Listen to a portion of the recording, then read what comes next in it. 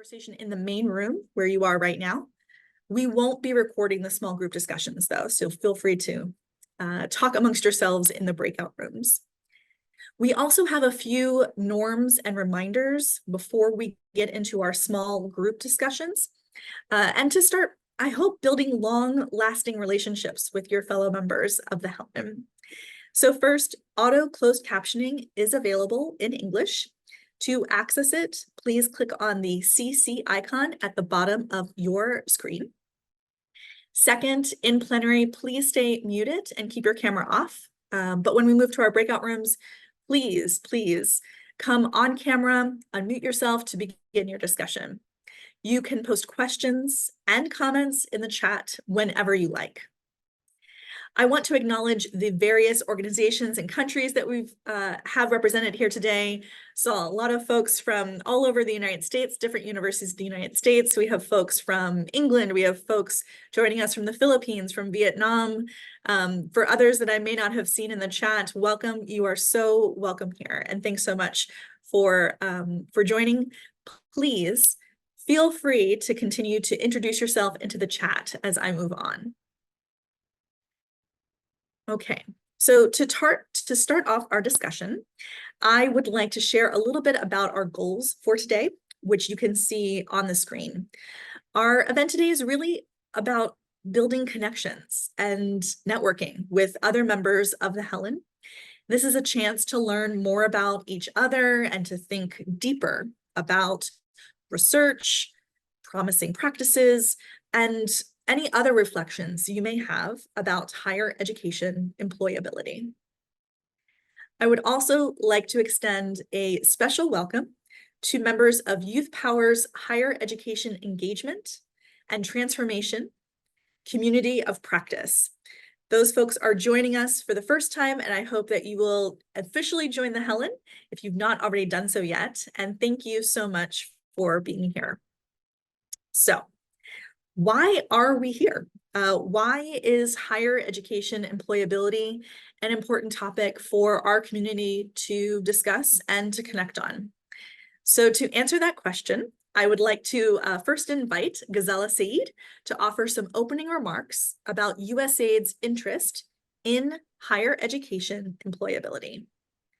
Ghazala is a USAID Senior Higher Education Advisor who works very closely with the HELN. And with that, I'd love to turn it over to you, Ghazala. Thanks so much, and please take it away. Hey, thank you, Jen. And once again, I would like to welcome everybody to this networking event on employability. Today, we're all coming together to think deeper about higher education, employability, research, and promising practice, and to reflect on how higher education institutions, our implementing partners, donors, and our other higher education stakeholders can better support our higher education learners and graduates to be continuously employable after graduation, and to have the skills that helps them to gain gainful employment. So as one of the largest bilateral donors in higher education, USAID views higher education as a critical tool for advancing sustainable development outcomes. And employability in our higher education work is one of our priorities. And so this event is linked to that priority, and also to our higher education learning agenda, question 4, which talks about how can skills or competencies, be it soft skills or technical skills for employability, can be best identified, analyzed, and incorporated into curricula, teaching, and learning. And so how do we define employability? Based on the higher education learning agenda evidence review, we define at USAID employability as the combination of factors that help individuals to become employed or self-employed, to remain employed or self-employed, and to make progress in terms of capabilities and income. So while in today's event, we're talking about employability, I just want us to keep a few things in mind, and that are that higher education institutions equip or provide skills and capabilities that we just talked about that I just mentioned in the definition, so that graduates can secure, retain, and advance in employment or self-employment aligned with their qualifications. We also need to keep in mind that the responsibility for employability goes across various stakeholders, which includes higher education institutions, government, employers, private sector, and the other stakeholders. And higher education institutions do play a very critical role in imparting the skills that make their learners more employable, but are not solely responsible for ensuring employment. Also, we need to keep in mind that employability requires skills, capabilities, and competencies, and that's where the higher education institutions can play the most important role in ensuring that those capabilities and competencies are aligned with the employer's interests as well. And that their students have those capabilities. And also that their graduates must be able to adopt to the evolving markets over time.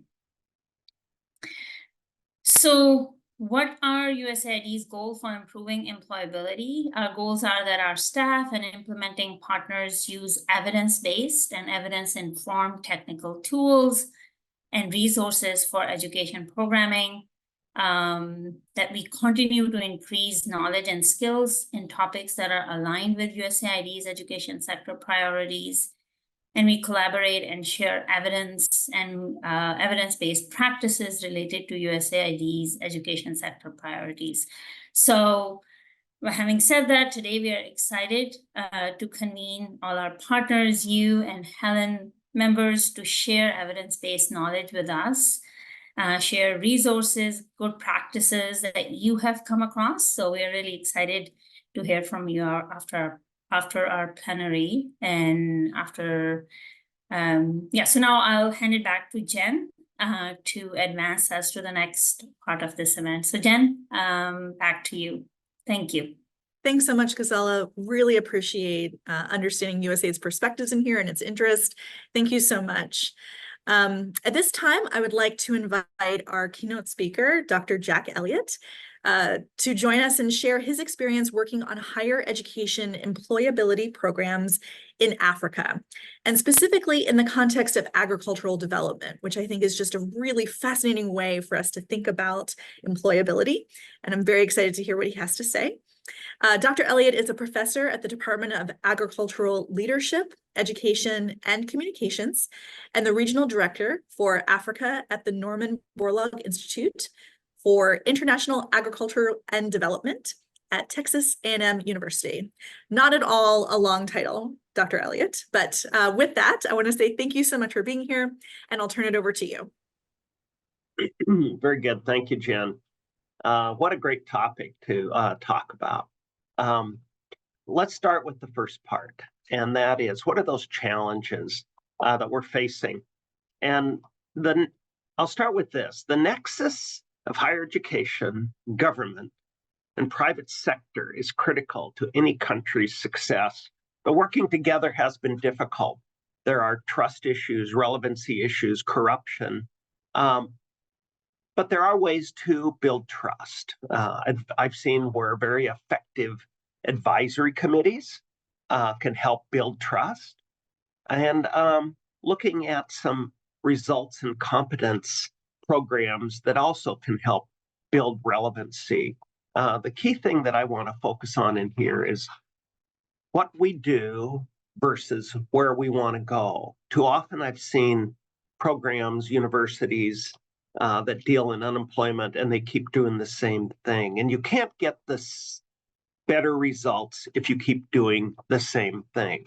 When we look at youth employment and job creation, it's very enticing to think that we can put together careers such as computer technology, engineering, medical fields, But agricultural opportunities are easily the largest source of potential employment in Africa.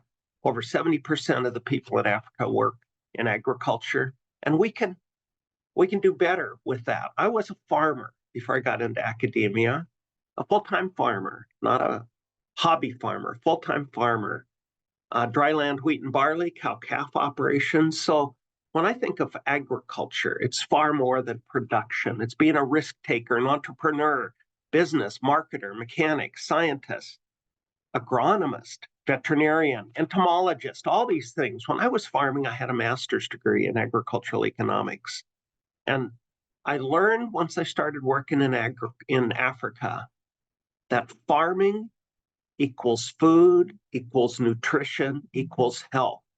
And I heard that the first time about 25 years ago in the country of Namibia. We can enhance and be more relevant with higher education degrees if they are relevant and practical degrees. Land, education skills, and accessible innovations are the real challenges for youth. Youth participation is in tertiary education is pretty minimal, 7 to 20% on the countries that I'm going to talk about today. And there's quite a bit more to this photo than what meets the eyes. These young boys are in the Gambia. I took this picture about a month and a half ago when I was there doing an assessment. And they're using, I guess you'd call it, traditional ways to plant rice. If they used technologies that were right there that they could learn at the university, at their schools, they could double and triple the rice production with the technology that they have. So, youth participation, there's a little bit more to that. Higher education isn't even on the radar for many of the young people. We have a program that we operate in Liberia, Ghana, Guatemala called School-Based Agricultural Education. And it actually, we now have results where students in communities that have never had anybody go to higher education, students are starting to do that. They see hope in that. And even students that we see in these rural communities are very tech savvy, far superior to us, to many of the adults. Let's look at training versus education. Gonzalez, she tapped into that a little bit, but training must include strategies for growth, development, and career advancement by integrating the principles of science, math, and other concepts within the training. I've seen training programs that are simply basically turning people into robots to do a certain task without that career advancement, that growth that should be in a training program. The other side of that is education must be relevant to the current environment where the students will be entering. If we're in the country like the Gambia or Namibia or many of the other countries that I visit in Africa, and we don't have agriculture into the curriculum, both at the tertiary, primary, and secondary levels, then I think we're doing a disservice. Financial services are a real challenge. Many countries, there's number one, financial literacy is not taught or not well understood, and access to funds are critical. One of my topics that really is important to me is gender. Gender disparities have shown signs of improvement, but there is more work to be done. The reason it's important to me, I have 7 sisters. All my grandchildren are granddaughters. And so I think it's important that we address gender in a presentation like this. But they have to have role models. In sub-Saharan Africa, there's a very low percentage of female faculty, depending on the country, maybe not even as high as 10%. UNESCO reports that female tertiary enrollment is still at about 2/3 the rate as it is for men. And in STEM fields, it actually gets worse, according to the World Bank. Despite these trends, and the fact that women are more likely to go to universities now than men, they're less likely to study STEM fields, particularly in engineering, ICT, and physics. These disparities are also reflected in the labor market. Women who study STEM fields are less likely to enter STEM careers and exit these careers earlier than their male peers. Even in the United States, gender was an issue, even today. But in the 50s, girls were not allowed in agricultural classes until 1969. So that's within my time frame. And yet my dad, he allowed girls, to be in his ag classes in the 50s. We think that's a great thing, except for, and this is what I keep talking about when I introduce what we do versus where we want to go. And so you think that's a great thing. He did that in the 50s. Well, all of the local educators in the area wrote letters to have him fired because he let girls into his programs. 10 years later, the same people voted him to be the president of their association. So we need people like my dad. We need throughout the continent of Africa who see gender and integrates activities for all genders. Let's go to the next slide. We're going to look at lessons learned from these three countries, South Africa, the Gambia, Ghana, and Namibia. And so how are we addressing those under and unemployments? The first one is, you can see that involving business and industry. And there's more work to be done in this area because where's that balance? The University of Namibia's Faculty of Ag involved stakeholders a number of years ago when they have moved from a quarter system to a semester system. At that time, they were doing regular, every 3 to 5 year reviews with external stakeholders.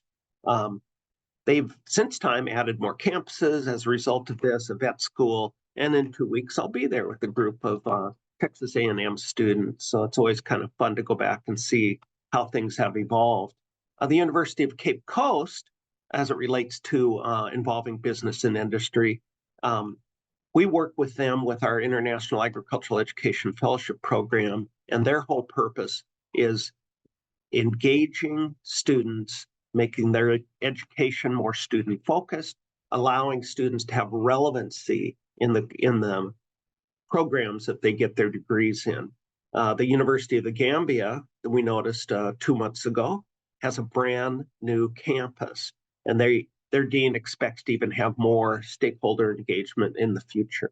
And then finally, in South Africa, right before COVID, their curriculum appeared to be very, very involved and very up to date with industry standards, except faculty had issues, if you will, in terms of being prepared to deliver the content. So let's look at professional development for a second. So to increase strategies to engage teachers and faculty, it's the old, what came first, the chicken or the egg? This is a dilemma as it relates to professional development almost everywhere. Should business and industry deliver the professional development, or should pedagogical experts? And I think it should be a little bit of both.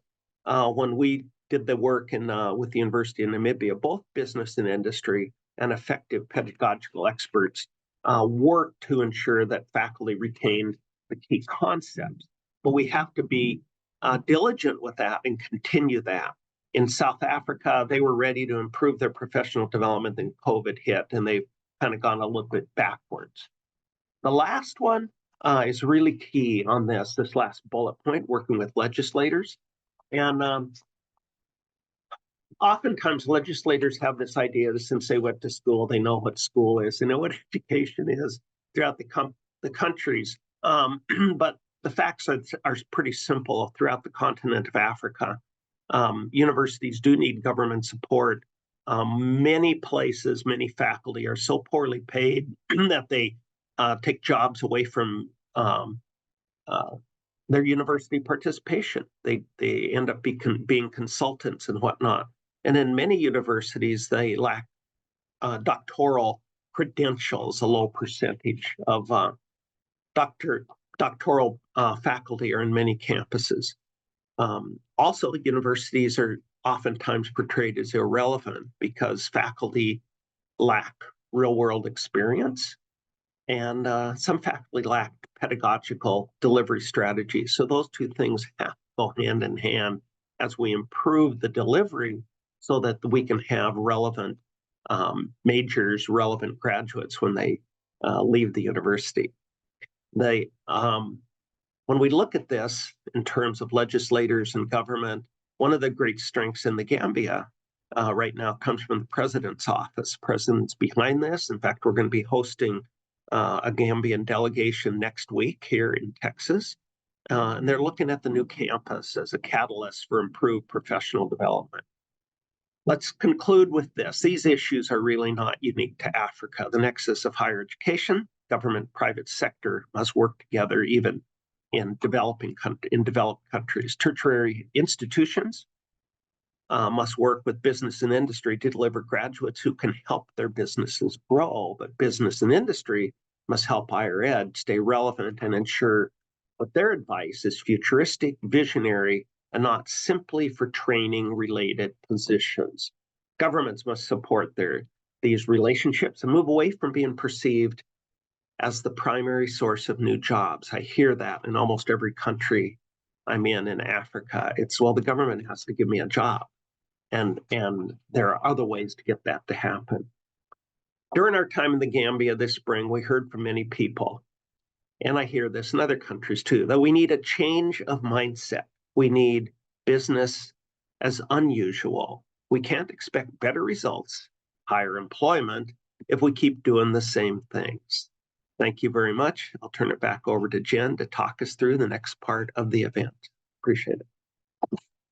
Oh, thank you so much, Jack. I so appreciate your wisdom and the way that you can weave so many components together and tell such a coherent call to action for us. For all of you here, I've benefited from Jack's wisdom. He serves on the Higher Education Learning Network Steering Group. So I'm used to hearing this, but it's just wonderful to have you here. And thanks for giving us so much to think about as we are about to go into our discussion groups. And thanks also to Gazella for setting the stage for all of this. So actually, before we go into those rooms, I really would like to follow up on one thing specific from Jack's comments on the connection between higher education, government, and the private sector. There's actually a USAID primer on higher education and industry collaborations. And my wonderful producer has already dropped a link to that in the chat. Don't look at that now because we're about to start discussions. But if you want a great resource on best practices and examples, I encourage you to check that out after our event today. Okay, so to create space for all of us to get to know each other, we're going to open up breakout rooms in just a few minutes. We have a variety of subtopics related to employability. And as you have a chance to talk with each other, I would love for you to think about any resources, tools, research, events, or other work that you know about on these topics that HELN could support or that we could share out with our members. Okay. So our discussion rooms are as follows. You can see I'll be leading a discussion of good practices in higher education and industry collaboration. We will also have Carlo Fernando, who will be discussing some research work the HELN is supporting to understand not only how can we have good higher education employability practices, but how we can make those climate responsive. Very excited for that conversation. Dr. Doug Cole, he'll be leading a room discussion on the ways to develop strategic level approaches to support learning and teaching for employability. How can we do this at scale? Very excited for that. He spent over a decade conducting research and applied work in this area. So thanks for being with us. And finally, Ghazala Saeed, who we've already heard from, will be discussing learner needs and employability programs, specifically targeting marginalized community, a really important aspect of our employability work. So I want to take a moment and thank our amazing facilitators. They are there to help you get your conversations going and to make sure everyone has a chance to participate. And this could not happen without their help. So thank you so much for being here. And I hope that you will take a moment to write down which room you will want to join. Just to let you know how this is going to work, after about 15 minutes in your room, our producer will make an announcement asking if you'd like to switch to another room. So you will have the option, if you would like, to move. You may do so at that halfway mark. If you want to keep talking with your group that you're in right now, that's also fine too, completely up to you. The only thing that we ask is that if you go into any room that already has more than like 10 or 12 folks in there, please try to go to another room for the first bit so that we don't have too many people in a space, so everyone has a chance to talk. Okay, at the end of about 30 minutes, that's 2 sessions, we'll reconvene here back in the main room. I'll ask you to share something that you've learned and what more you'd like the HELN to do in this area. And if we have any time, maybe engage in some more conversation. All right, sound good? Everyone ready, I hope? Okay. All right, one more resource. We've put together a little dashboard for some resources that you might find helpful to start or to follow your conversation in the group.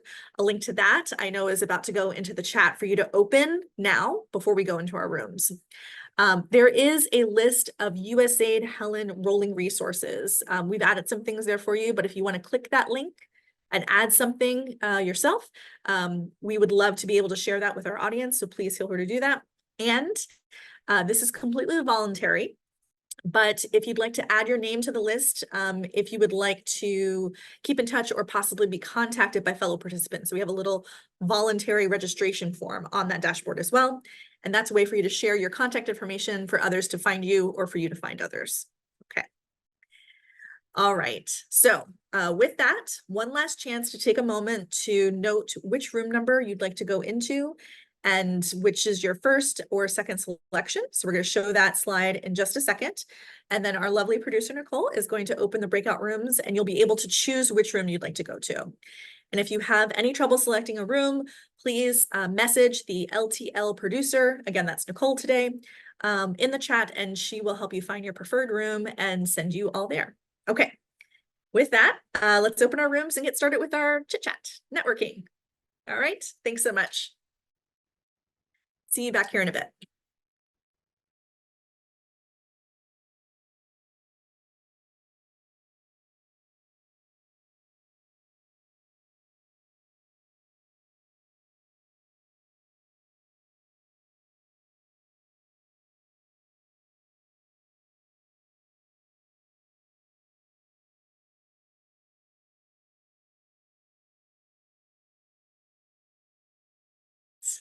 All right, hello everyone, welcome back. I know that I did not nearly have enough time in my breakout room to talk about the good practices in higher education and industry collaboration. I hope you all have enjoyed your conversations. We have just a few more minutes, so I would love if anybody, our facilitators or others, if you could share maybe one exciting thing or one thing that you heard that the HELN should do on this topic. I would love to hear from some folks. So I see a couple people, I see lots of people on video. Doug said he thought we had 5 more minutes, so sorry to everyone there. I do want to encourage you as we're talking, please go ahead and feel free to sign up on the registration list, the voluntary registration list on the dashboard. And maybe our producer could drop the link again in the chat if you didn't get a chance to open that before. You can feel free to put your email address there and connect with others after this event. Jorge says apprenticeship and badges. Yes, I love that. I love the idea of thinking about higher education in new ways beyond final credentials, the ways that we can visibly share our experiences and our students' experiences in ways that are attractive for employers. I love that. Carlo, I don't know if you want to come off mute and share something. Yeah, sure. We have a full presentation from our end. So probably, can I quickly share from my end, Jen? Carlo, I'm so sorry. Can you go ahead and drop that and we can put it on the dashboard and we can add resources to that. Sure. Would that be all right? Oh, thank you. Yep. Thank you. What was the presentation about though before we close? Yeah, but essentially, well, in my team, Elias, Gary, Sarah, and Mashadi, really understood. Well, we were also asking a lot of different questions, but essentially focusing on how green skills and green competencies can actually be embedded in higher education. And they were focusing about, Maslow's over Bloom's, we need to feed the people more. We need to make sure that agriculture is sustainable. We need to have like a streamlined understanding as to what green skills is, so that everyone is on the same page in terms of weaving together, in terms of pedagogy, making sure that Everyone is also into digital, so that it's more green in terms of the technologies, etc. And at the same That time, sounds from great. Mashadi, Sounds like really you had a great listening. conversation. Yeah, really, Oh, finally, I guess, good. Jen, listening to everyone, so that Mhm. from the youth to the business to stakeholders to policymakers, are everyone is also involved in terms of embedding green skills into everything that That's they do. great. And actually, that's a really great segue, because I did want to share, before we close today's event, we would like to share with you what is actually next for the HELN on these topics. So I'd like to highlight that we will be hosting another webinar focused on greening higher education employability. So for those of you who are in that room, or maybe didn't get a chance to join that room, but are really interested in that topic, we'll have a really fantastic event. This is actually going to feature case studies from the Philippines. We're going to open registration in just a couple of weeks in May. So take a look in your inboxes for that when that announcement is released. And then we're also going to be having some additional research work that we're doing. So if you have a specific employability practice that you would like to share, I would love to hear about it. If you could email us at usaidhelen@edc.org. I think somebody's going to drop the email in that, because we are going to be releasing a global call for good practices in employability to be part of this long-term research and resource project that we've been working on around higher education's role in the employability ecosystem. We're hoping to release that report as well as a compilation of good practices later this summer. So again, if you have any research or good practices and evidence that you would love to share, please do email me. Email us at the HELN, and we'll be in touch to learn more from you. If you would want the opportunity to connect and learn more from colleagues around the world, if you want special access to member-only events designed to improve USAID programming or influence the field, if you're not already a member, I really encourage you to join the HELN. We are a community that's dedicated to these really interesting questions of higher education's role in global development. And there's a great group of people here that you get to chat with every once in a while. So if you're not already a member, I do encourage you to join. And please, please, please reach out if you have any questions or concerns or any thoughts, and let us know how we can do more and be better for you, to give you the resources and knowledge that you need. And with that, I'm just going to say thank you so much for being here. And we are at time, but do stay in touch with each other, and take care. Have a great morning, afternoon, or evening, wherever you are in the world. Thanks so much for being here. Yes, thank you. Thanks, everyone. Wonderful. Thanks so much. Thanks, Carlo. Thanks, Doug. Thanks, Gazala. Really appreciate your facilitation. Thanks, everyone, for being here.